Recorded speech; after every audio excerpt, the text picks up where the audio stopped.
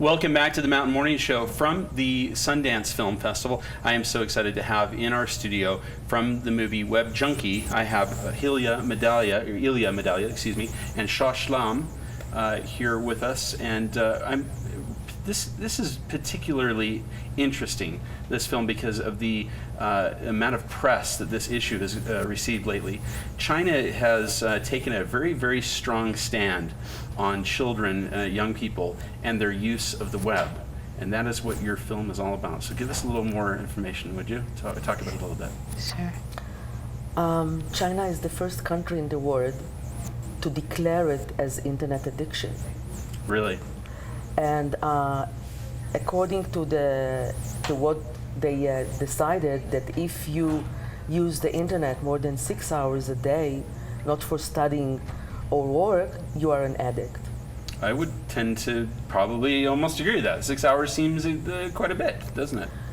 And the two reasons, the main reasons in China for this extreme phenomena that is taking place there is the one-child policy and the extreme competitive, strict education system.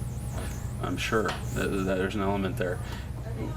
When did they start to move toward taking this harder stand? Do you know when that started to take place? Well, they declared the internet addiction as a clinical disorder in 2008, and the center we filmed basically in one of those rehab centers there are over 400 across China. Wow. And this center was opened in 2005. Talk about those rehab centers. You know, I'm sure a lot of people don't know about this, but they literally have set up rehabilitation centers for young people to kind of deprogram them from the use of the internet. Yes. Wow. How extensive is this? So what kind of level of time are they spending with these kids to get them away from the net? It's it's a military schedule. Really? A lot of training. They wake up 5 o'clock in the morning, and during the day it's therapies, right, lectures, and the therapies is for the children and between the children and their parents, because Professor Tao that opened this rehab center, he thinks that it's a family problem. Interesting. Yes, but you cannot decide what came first, if the family problem caused the escape to the internet or vice versa. And this is something that you obviously begin to delve into, but I wanted to touch on this just a little bit. We're all military here. We've all served, yes. Which is interesting. Your perspective on what these rehabilitation centers are based on that. What are your feelings about the kind of process these kids are going through? Well, first of all, this way of treatment won't work in the West. I mean, first of all, those kids are being forced. Right. Their parents give them sometimes sleeping pills, and the next day they wake up behind bars. Wow. So this would not be something acceptable here.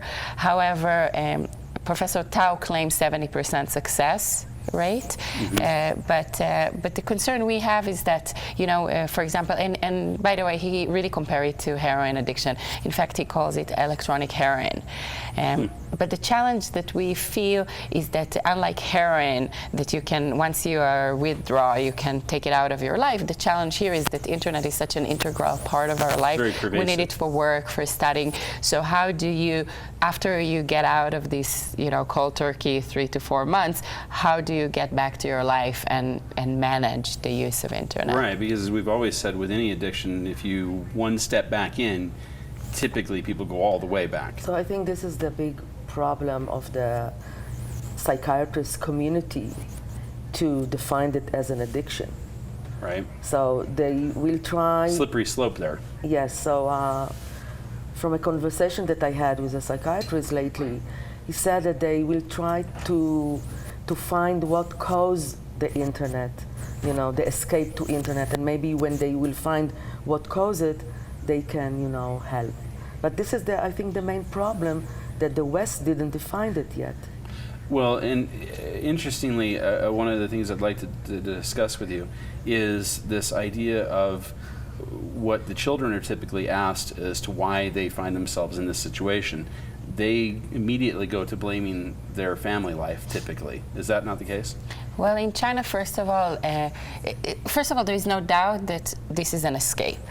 Right. And you know, it's mostly boys in what we saw, and also they're gaming.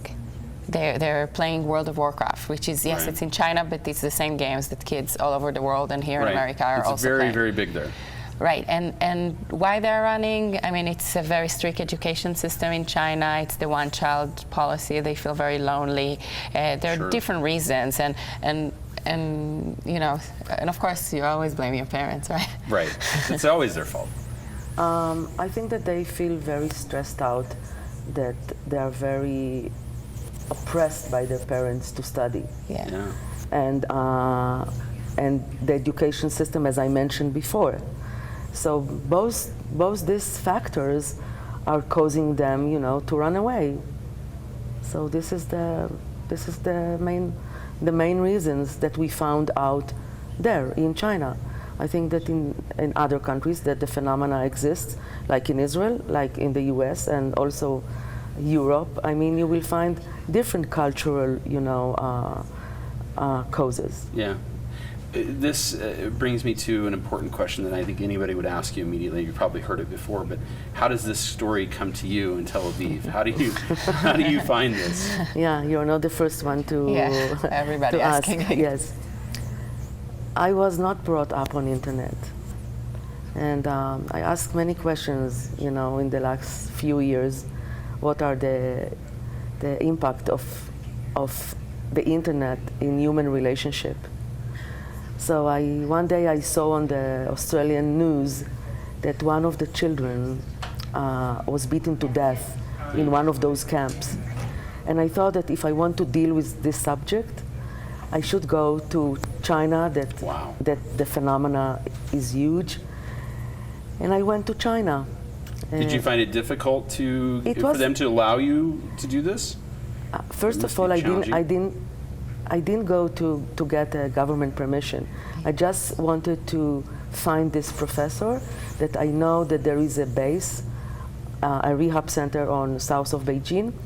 So it took me like 2 times to go and to meet him and to convince him and to, you know, create trust that it's important story. And he said, come. What a leap of faith this I was think for you one thing I don't know if we mentioned, and you know, maybe some of the viewers didn't see the Right. film. The center is actually on military base. Wow. So when Shosh mentioned we didn't even ask for a government permission because there was You no just did it. chance. Yeah. It's better to ask for forgiveness. Yeah, right? Yeah, we are waiting. We are waiting to see if we can go back to China. Wow. We have just a moment left. I know you've already screened. When is the next? Is there another opportunity to Yes, see this? it's film? every day. Okay. Today it's in the Holiday Theater. And That's right here below us. That's right. Excellent. And tomorrow in Salt Lake City and in the resort. On Friday. And I think we have Saturday too. That's awesome. Well, ladies, thank you so very much. Web Thank you Junkie, for it's such having an us. important story. Wish we could spend more time with it, but I know that the best thing you can do to get more information is to go to the film. So go see that. When we come back, more music from Sam Sims.